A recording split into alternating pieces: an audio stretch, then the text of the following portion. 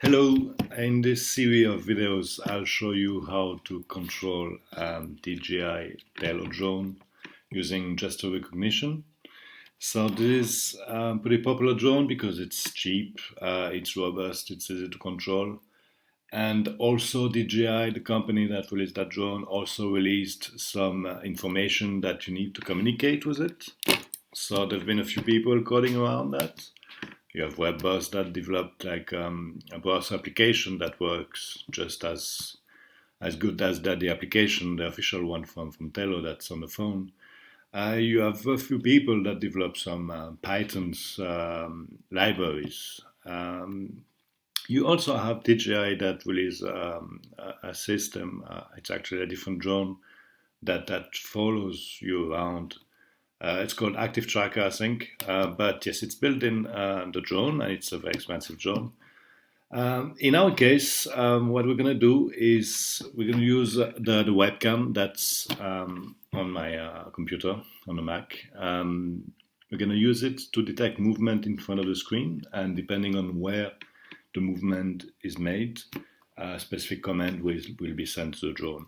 So specifically, if I move in that area, I will ask the drone to take off. If I move my head around, I will ask him to make some circle. And if I move on that side of the screen, the drone will land.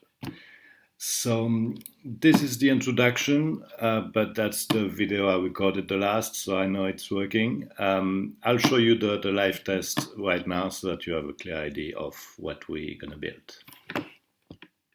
Okay, so let's make the live test. I already connected the drone to the computer, to the drone network. I'm outside in a garden. A friend is making a movie on the other side. So let's try it. I just start the server.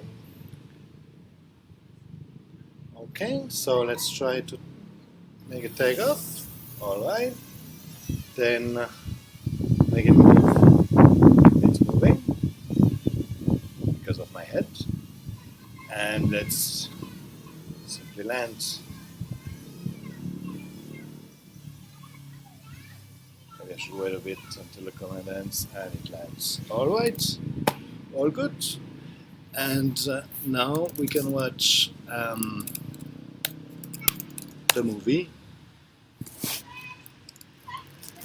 Can it be open? I have to wait a few seconds. Here you goes. All right. Okay, I hope you like it. Okay, so now you saw it works. You can easily change the command you send to the drone. You don't need to make it turn around or land. You can send other commands, the ones that you want. A few words on what we're going to do. So we're going to use JavaScript. We're going to use not Node.js because we need to use the UDP protocol to communicate with the drone, and Node is an environment that allows that. On the browser side, we're going to use React simply because I like React, but you don't need that. At the end, it's going to be a few JavaScript functions. So yes, you need to know a bit of JavaScript to follow along.